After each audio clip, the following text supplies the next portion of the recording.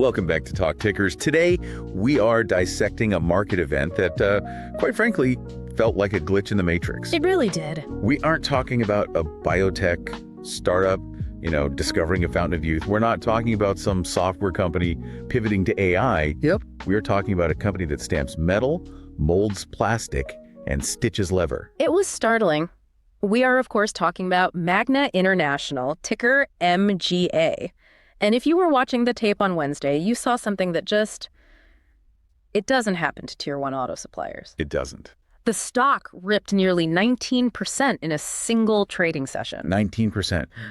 For a massive industrial conglomerate. I mean, that is a move that's usually reserved for like penny stocks or some tech darling that just got a new contract. Totally. And what makes this so fascinating and why we're doing this deep dive is the backdrop. Right. Because if you just read the headlines, the auto industry is, well, you could argue it's in a recession. Production is flat to down.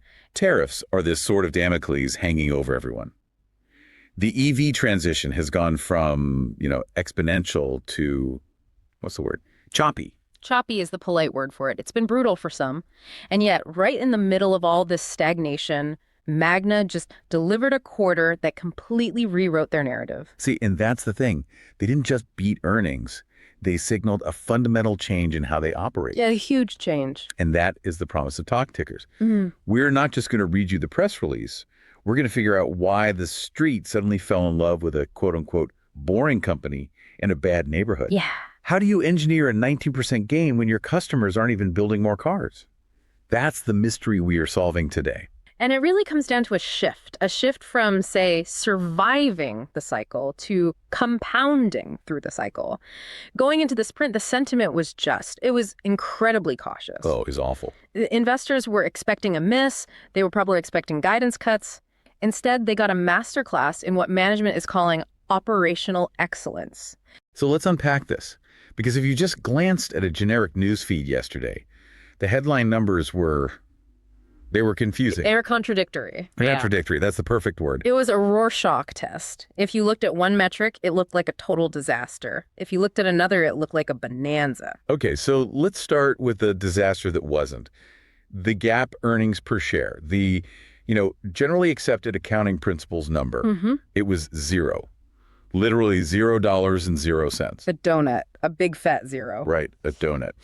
So walk me through this. How does a company report $0 in earnings and then see its stock price fly to the moon? This is the classic noise versus signal problem, and the market is getting much better at spotting it. Okay. That $0 figure was triggered by a massive non-cash impairment charge. We were talking about a $615 million pre-tax hit. Okay, let's pause right there and explain impairment charge for anyone listening who might not be a CPA. Good call. Because when people hear $600 million loss, they assume the money's just gone. Like, did they burn the cash? Did they lose it in a bad bet? No, the cash is perfectly safe. Think of it like this. Imagine you bought a rental property 5 years ago for $1 million. Okay. It's a great house. It's generating rent every single month. But the housing market in that specific neighborhood cools off a bit. You look at Zillow, and it says the house is now only worth, say, $800,000. Right, I'm with you. You still own the house. You're still collecting the same rent checks. Your bank account is growing every month from that rent. But for accounting purposes, you have to look at your balance sheet and say, okay, to be honest, this asset isn't worth $1 million on paper anymore. It's worth $800,000. You write down that value. And that $200,000 drop. That's the impairment. It shows up as a loss on your income statement for that quarter, but it doesn't take a single penny out of your pocket. So it's really just a confession of past over optimism, not a current burning of cash. Precisely. It's an accounting entry. In Magna's case, they wrote down the value of their electronics reporting unit. They basically said, given the market conditions for these specific assets, they're worth less on paper than we thought. But the sophisticated investors, the ones moving billions of dollars, they looked right through that. They completely ignored the paper loss and focused on the operational engine. And when you strip out that noise, that engine was roaring. It was humming. Let's look at the beat, the adjusted earnings per share. This is the number that strips out that one-time accounting noise. Right. The street consensus, the average of what all the smartest analysts thought Magna would do, was $1.80. That was the bar. That was the bar. Magna stepped up and delivered $2.18. Wow. That is a massive beat. I mean, that's 21% higher than expectations. It is. In a mature, low-growth industry like auto parts, you usually fight for pennies. Beating by nearly 40 cents it's almost unheard of. It effectively told the market that all their models were broken. The analysts had just fundamentally underestimated the profitability of the business by a very wide margin. And even on the top line, on revenue, they beat. They did. They brought in $10.85 billion versus the expected 10.5. Which is a 2% increase year over year. Now, look, 2% growth sounds meager if you're a company like NVIDIA. Sure. But in the context of the auto world right now, it's heroic. It really is. Because remember, global auto production in the fourth quarter was actually down 1%. So the pie got smaller. The whole pie shrank. But Magna's slice got bigger. Exactly. They outperformed the underlying market by 300 basis points. That is the first sign of a really high-quality industrial company. But frankly, revenue and earnings, that's just the appetizer. Okay. The main course, the real reason the stock went parabolic was the cash flow. I have this highlighted in neon green in my notes. Free cash flow. It was the star of the show. I mean, there's no other way to put it. In the fourth quarter alone, just 90 days, Magna generated $1.347 billion in free cash flow. Hold on. Let's contextualize that again. $1.3 billion in a single quarter. Yeah. To put that in perspective, for the entire fiscal year of 2025, they generated $1.9 billion. So wait, roughly 70% of their entire year's cash generation happened in the final quarter. In the last 3 months, yes. That is a cash machine. Why was Q4 so heavy, though? Is that a normal seasonal thing? It is somewhat seasonal. In the auto industry, you often have what's called a working capital unwind at the end of the year. You get paid for tools you built, you collect on receivables from the automakers. Right. But even by those standards, this was exceptional. It just signals that the cash conversion is working beautifully. They're converting every dollar of profit into actual spendable dollars at a very, very high rate. And margins expanded, too, on top of all that. They did. Adjusted EBIT, that's earnings before interest and taxes, was $814 million, up 18% year over year. Wow. And margins expanded by 100 basis points to 7.5%. Expanding margins by a full percentage point in a down market. That is the holy grail of manufacturing. It means you're fixing your cost structure, not just riding a wave. And that leads us directly to the narrative shift, the why. Why are they suddenly so much more efficient? This brings us to what the bulls are calling the self-help thesis. Self-help. I love that term. It sounds like Magna bought a self-improvement book or something. Yeah, started meditating. But in corporate speak, this just means fixing your own house so you don't have to rely on the economy to save you, right? It did, exactly. For years, Magna was viewed as a cyclical victim. If Ford built more trucks, Magna made money. If the economy slowed down, Magna lost money. They were basically a passenger in the car. Just along for the ride. This quarter, they grabbed the steering wheel. They essentially stood up and said, we are decoupling our performance from the macro environment. And they did it through what they call operational excellence. Now, usually when a CEO says operational excellence, I roll my eyes. Oh, me too. It's a buzzword. It is. It usually means we stop buying free coffee for the interns or something. But Magna actually showed us the receipts. They quantified it. They got very specific, and it centers around something they call the unified digital architecture. Okay, that definitely sounds like a buzzword. Unified digital architecture. Yeah. What does that actually mean on a factory floor in Michigan? So to understand why this is such a big deal, you have to understand Magna's history. Magna was built by Frank Stronach. It was a decentralized empire. Right. They grew by buying hundreds of small companies, a bumper plant here, a mirror plant there, a stamping plant in Mexico. So you end up with a complete Frankenstein monster of IT systems. Exactly. You have the German plant running SAP, the Mexico plant is running Oracle, the Detroit plant is running on Excel spreadsheets from 1998.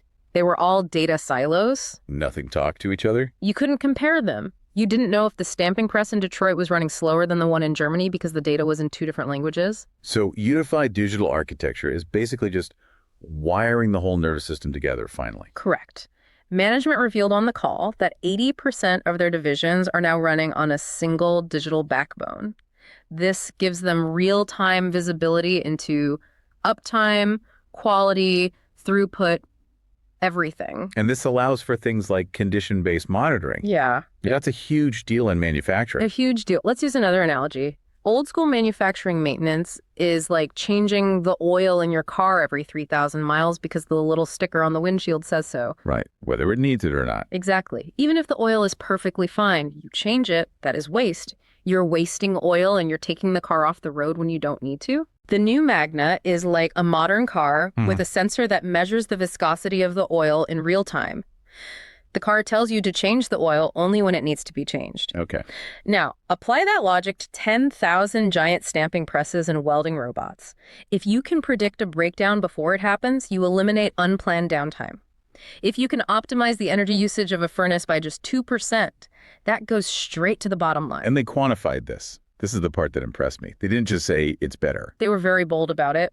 They expect 35 to 40 basis points of margin improvement in 2026 strictly from these efficiencies. 35 to 40 basis points. Now, that sounds small to some people.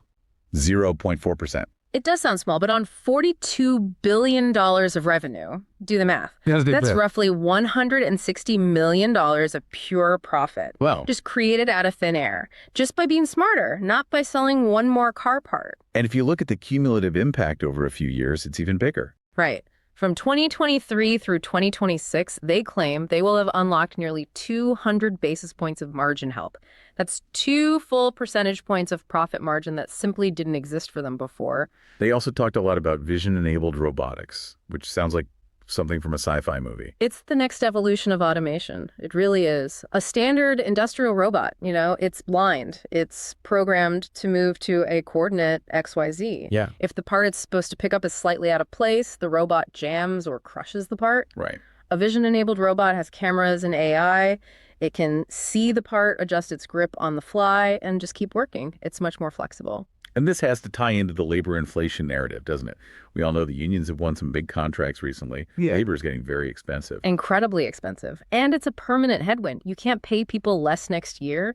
So the only way to protect your margin is to make each person more productive. Leverage their time. Exactly. If one human worker can now manage a cell of 3 vision-enabled robots, instead of doing that manual task themselves, you've effectively diluted the cost of that labor across more output. It's a race against inflation, and it really sounds like Magna is winning it with technology.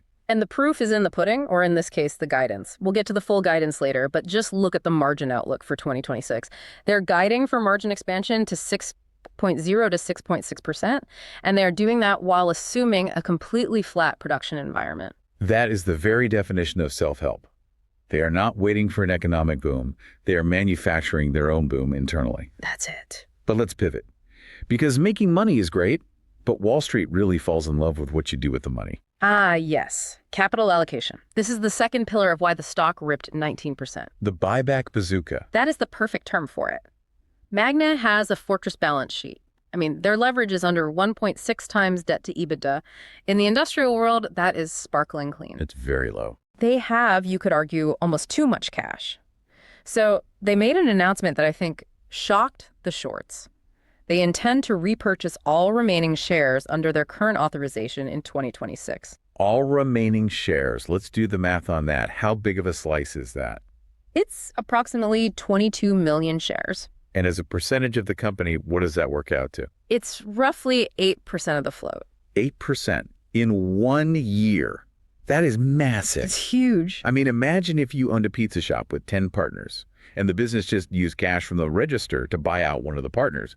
Your slice of all future profits just got 10% bigger without you spending a single dime. That's exactly the math. It's an accretive use of cash. Yep. But it also does something else for the stock price dynamics. It creates what you'd call a synthetic floor under the price. Explain that concept. What's a synthetic floor? It's simple supply and demand. You have a massive price-insensitive buyer, the company itself, in the market every single day, soaking up liquidity. They have $1.6 billion allocated for this. So if a hedge fund tries to short the stock, they're not just fighting other investors.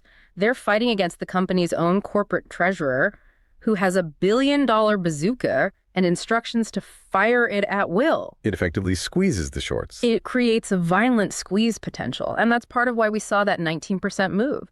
You had the fundamental investors buying the great earnings beat, and you had the shorts absolutely panicking because they realized the share count was about to shrink dramatically. And they didn't stop at buybacks either.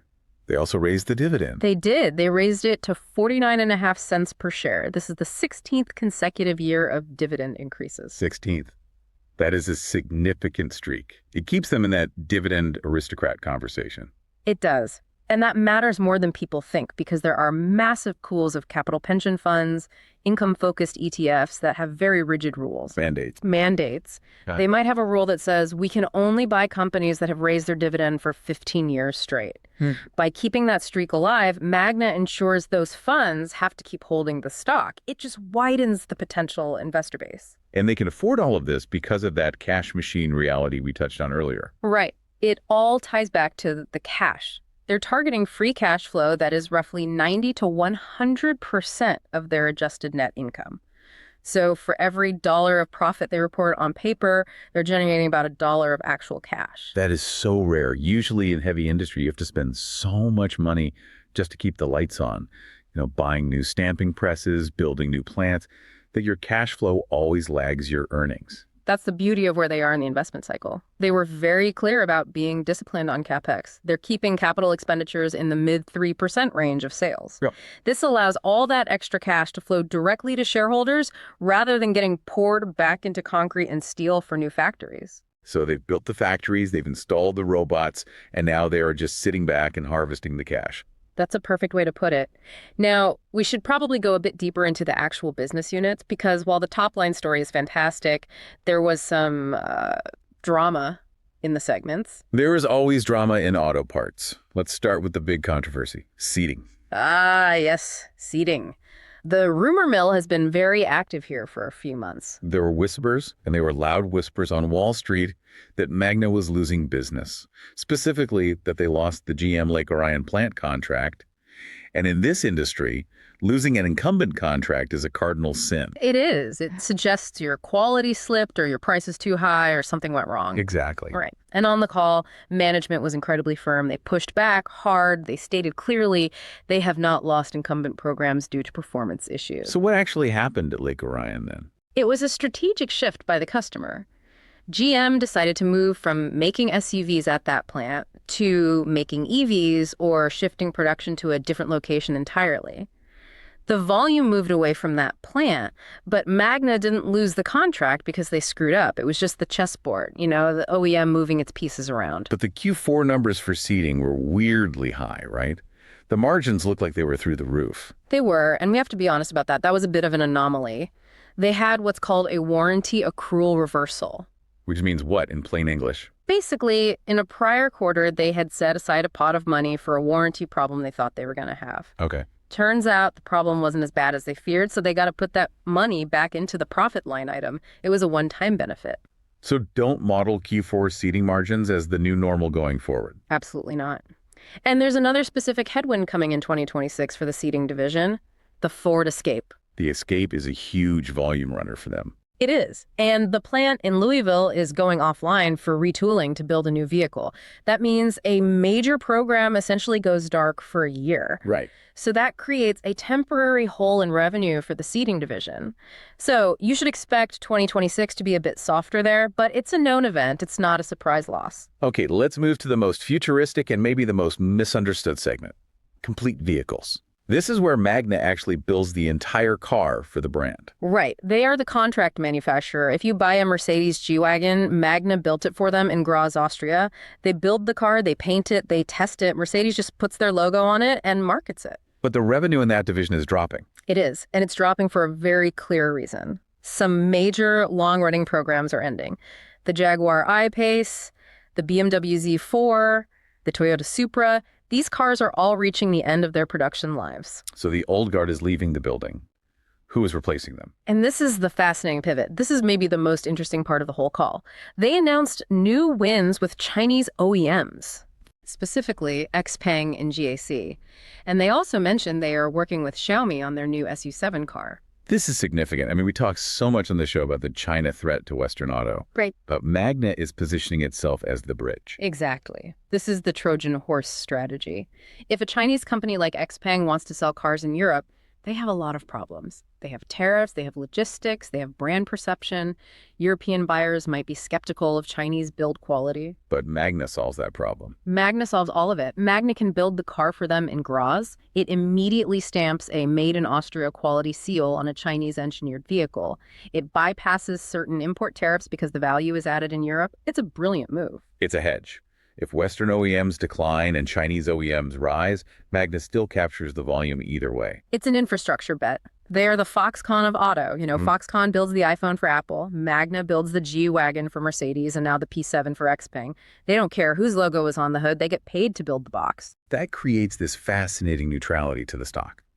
It's an EV play, but it's not a bet on who wins the EV race. It's the arms dealer model. You sell bullets to both sides of the war. Okay, speaking of EVs, we have to touch on the power and vision segment. This is all the cameras, the sensors, the electric axles. There was a settlement in there that kind of muddied the waters. The dreaded commercial settlement, yeah. Agree. They took a financial hit in Q4 to settle a recall issue regarding a rear camera from back in 2023. It made the margins in the quarter look compressed. But again, looking through the noise. If you add that money back, the margins are actually expanding nicely. And more importantly, they talked about the mega trend spend. For years, Magna has been pouring nearly $1 billion a year into R&D for electric and autonomous platforms. And investors were worried this was just a black hole of spending. Show me the return on investment. Exactly. And management confirmed on the call that the heavy lifting on R&D is done. The core platform engineering is finished. Now, the spending is shifting to what they call application engineering. What's the difference between the two? Platform engineering is inventing the electric engine. That's super expensive and very risky. Application engineering is fitting that engine we already invented into a specific Ford Explorer. That work is usually paid for by a customer, by Ford. So the risk profile of that R&D spend is dropping off a cliff. Yes. And get this, they also mentioned they received over $400 million in recoveries for canceled EV programs. That blew my mind when I heard it. Explain that. It shows the strength of their contracts. Think about that big Ford 3-row electric SUV that got canceled recently. Magna had likely invested millions in tooling up for that car. When Ford canceled it, Magna didn't eat the loss. Ford had to write them a check. So you cancel the car, you still pay for the robot we bought for it. Essentially, yes. It turns a potential disaster for a supplier into a cash event. It completely protects Magna's downside on these new programs. So let's zoom out to the big picture. The 2026 guidance. They're calling for sales between $41.9 and $43.5 billion. But here's the kicker. They're assuming a flat global market. This is the classic under-promise, over-deliver setup. They are not betting on a boom. They are saying, if the world stays miserable, we are still going to make almost $7 a share in earnings. And if the world gets just slightly better, if production is up 1 or 2%, then the numbers go through the roof. There's huge operating leverage to the upside. They also talked about commercial recoveries. In 2025, they got a lot of these retroactive payments from customers to help cover inflation. Right. A lot of suppliers were basically begging the OEMs for help. But the guidance for 2026 assumes a neutral impact from recoveries. And this is actually a sign of health, isn't it? It sounds bad, but it's good. It is. It's a huge sign of health. Relying on recoveries is a bad business model. It's like begging for a handout every quarter. By saying, we're going to be neutral, they're really saying our pricing formulas are now fixed. They've embedded the inflation protection into the base piece price. They don't need to beg anymore. The contract takes care of it. And tariffs. Everyone is scared of steel and aluminum tariffs coming back. Management was very calm about this. For them, steel and aluminum tariffs are mostly pass-throughs. The contracts are written so that if the price of steel goes up due to tariffs, the automaker pays the difference, not Magna. So putting this all into context for an investor, we have seen a massive narrative shift here. A complete 180. We have moved from cyclical victim to execution compounder.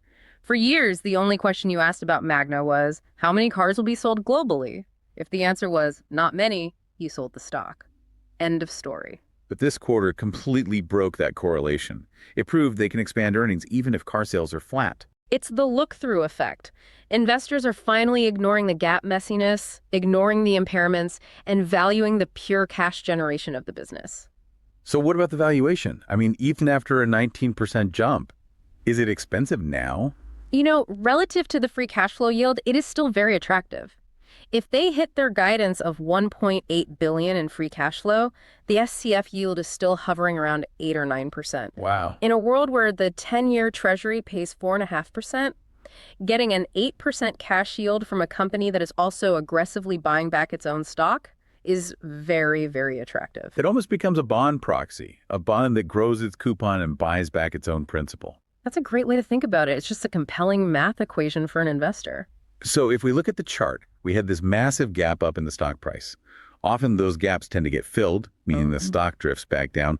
What keeps it up here? The buyback. I cannot stress this enough. 22 million shares is an enormous amount of demand. It creates a bid in the market that isn't price sensitive. The company isn't trying to time the market perfectly. They're just executing a stated plan. That constant buying pressure absorbs the profit taking. And what about the short interest? The shorts are likely trapped. If they try to cover now, they drive the price up even more. If they wait, the buyback just slowly squeezes them day after day. It's a very uncomfortable place to be short this stock right now. So final verdict on the quarter. It wasn't perfect on every single metric, but it was perfect for the narrative. It confirmed exactly what the bulls wanted to hear. Margins are up because of internal fixes, cash is flowing like a river, and shareholders are getting paid. It changed the story. And on Wall Street, the story is the price. Indeed. Now, we have to move to the part of the show where we stop being analysts and start being a little reckless. A little. Okay, maybe a lot. It is time for our This Is Not Financial Advice segment. And here comes the big disclaimer. We are just two voices in your headphones. We are not your financial advisors. Please do your own diligence.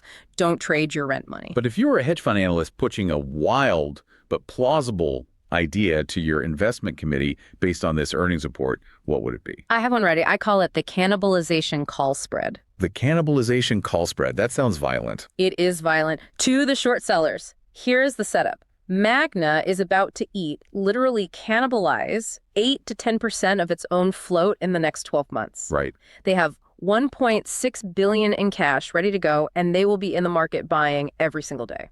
So there is this relentless bid under the stock no matter what. Exactly. But the broader market is still positioned defensively on autos because of these peak auto fears. And post-earnings, the implied volatility, or AV, has been crushed. Options are cheap. So what's the trade structure? You go long the January 2027 in the money calls. Let's say you buy the $55 strike call. You're replacing your equity exposure with cheap leverage. You get deep in the money, so the option acts just like the stock. Okay. But you fund that premium by selling short-term out-of-the-money puts against it. Oh, that is spicy. You're selling puts, meaning you are betting the stock won't crash. You're collecting premium. Precisely. And why won't it crash? Because the corporate treasurer is sitting there with $1 billion bazooka buying every single dip. You are effectively front-running the corporate buyback. Every time the stock dips, Magna buys. You are partnering with the company to squeeze the shorts. So if the stock stays flat, you win on the put premium. If it goes up, you win big on the call. The only way you really lose is if the stock collapses and the company just promised they'd be there to stop that from happening. I like it.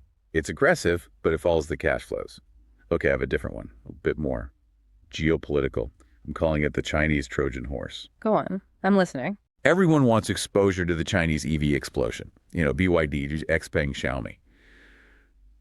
But owning Chinese stocks directly is scary.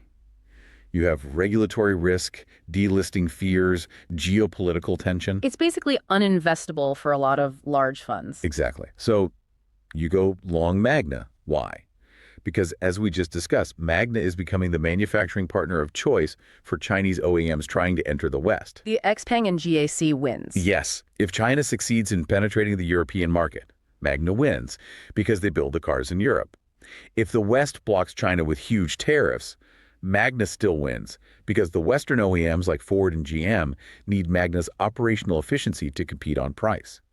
It is the only truly neutral play in the global EV trade war. So you're buying the arms dealer, not picking an army. You're buying the infrastructure of the war, not betting on the outcome. That is actually incredibly rational for a wild idea. I like that a lot. I try. But look, both of these ideas, they really rely on one fundamental truth we saw this quarter. Which is? The company is optimizing its own house. Magna found a lot of change in the couch cushions this quarter. And by change, I mean billions of dollars in cash flow. And they are handing it right back to the shareholders. That's the bottom line. They stopped complaining about the weather and they started fixing the roof. And that makes for a very, very interesting 2026 for this stock. We'll definitely be watching it closely. That's it for this deep dive into Magna International, a true masterclass in operational pivots. Keep your eyes on the cash flow. That's the signal. And keep watching the tickers. We'll see you next time.